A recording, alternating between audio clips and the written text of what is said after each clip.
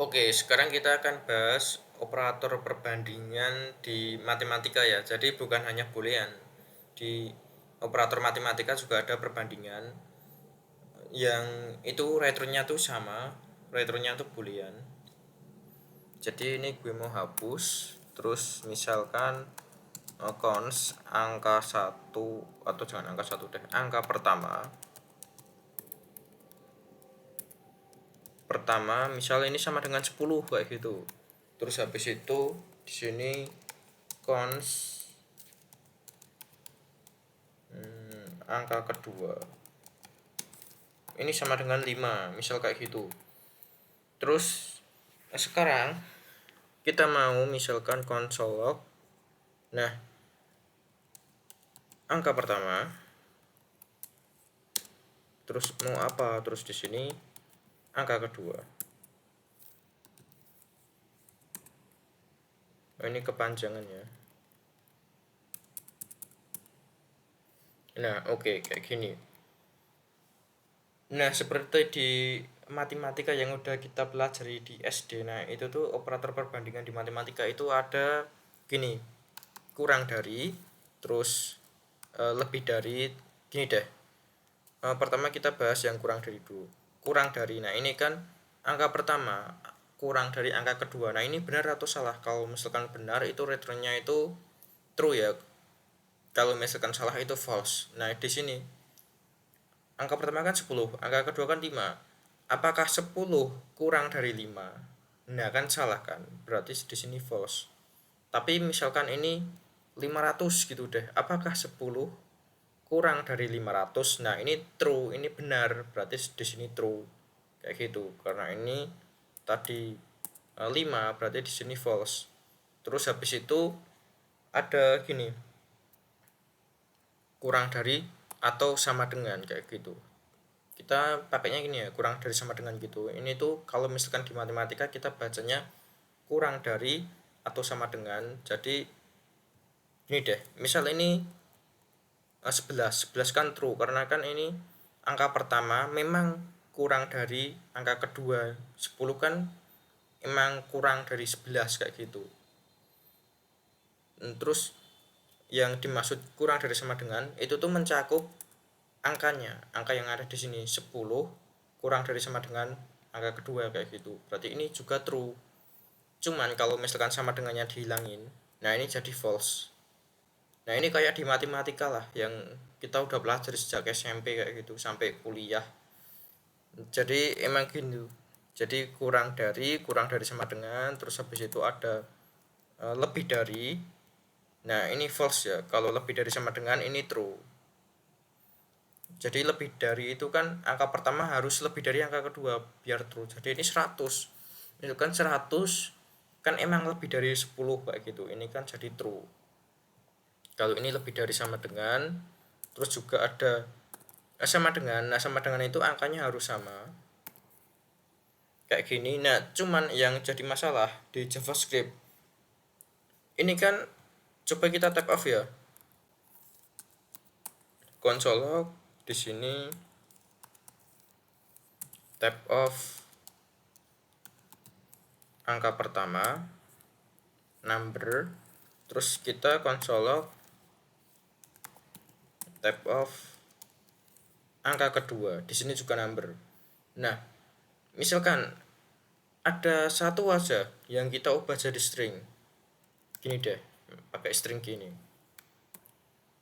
Nah ini kan angka kedua kan di sini string ya, di sini. Nah ini kan string. Nah kenapa ini bisa string ya? Karena ini kita pakai kutip kayak gini. Nah cuman masalahnya di sini angka pertama sama dengan angka kedua ini kan true. Padahal kan ini 100 tipe datanya number sama dengan 100 ini tipe datanya tuh string. Nah kayak gitu kan.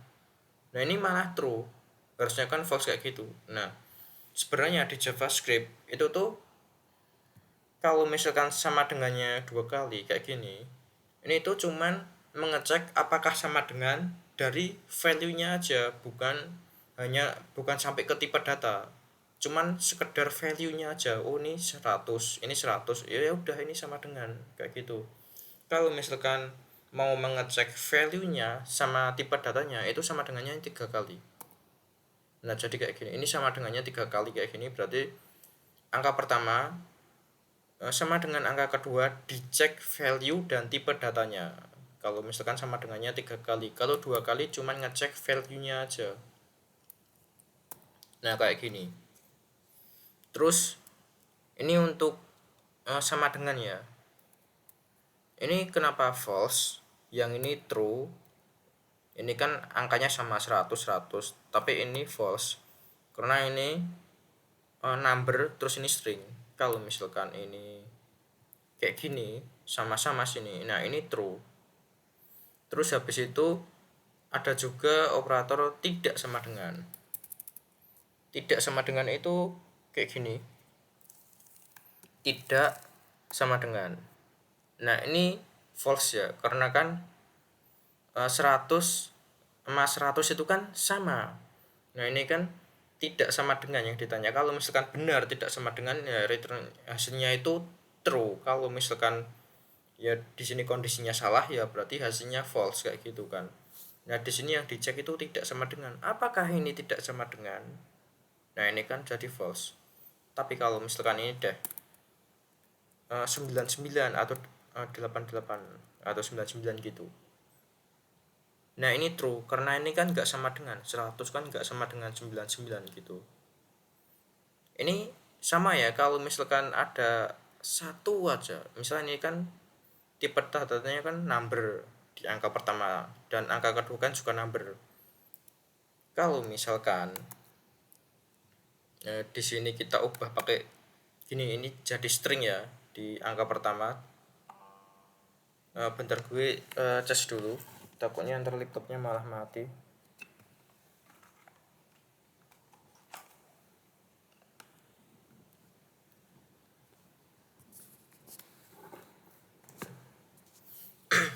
Oke, kita lanjutkan.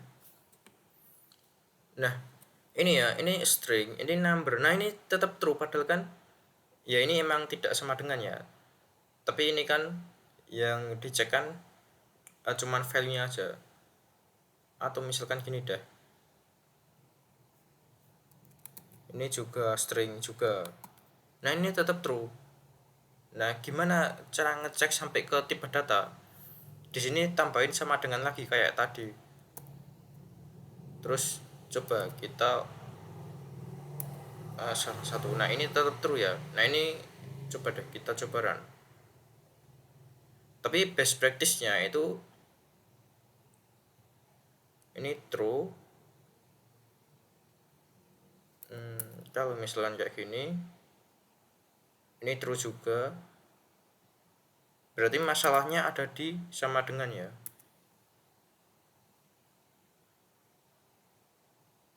Nah, kayak gini. Terus kapan kita pakai yang misalkan yang kayak tadi yang sama dengan 2 kali atau sama dengan 3 kali? Nah, secara best practice itu tuh yang dipakai itu tuh sebenarnya nggak perlu ngafalin sih. Kalau misalkan ini tuh yang dicek tuh tipe datanya juga, terus value dan tipe data. Kalau ini cuman value aja, nah sebenarnya nggak perlu ngafalin kayak gitu sih. Kalau misalkan lo butuh, kalau misalkan dalam project kan, kalau misalkan lo butuh, nah jangan pakai gini, jangan pernah pakai sama dengannya 2 kali. Atau misalkan untuk number ya ini disesuaikan gini ya, ini boleh sih nggak masalah, cuman best practice-nya ini tuh sama dengannya ini 3 kali, jadi kayak gini 3 kali. Terus ini tuh juga ngimbangin tidak sama dengan ini, meskipun tidak sama dengan sama tidak sama dengan kayak gini, ini juga sama sih. Nah, sebenarnya tapi best practice-nya ini tuh pakai yang kayak gini, yang nah bentar kan ada sama dengan kayak gini untuk ngecek value-nya aja. Kalau ini sama dengannya 3 kali ngecek value dan tipe data. Nah, best practice-nya tuh pakai ini, jangan pernah sama dengannya 2 kali. Terus habis itu kayak gini tidak, kalau misalkan tidak sama dengan itu tidak sama dengan gitu. Ini best practice-nya. Jadi tiap program kita harus kayak gini, nggak boleh misal sama dengannya 2 kali kayak gitu. Oke, jadi sampai situ dulu ya. Di video selanjutnya kita akan langsung coba implementasikan kayak gini untuk percabangan.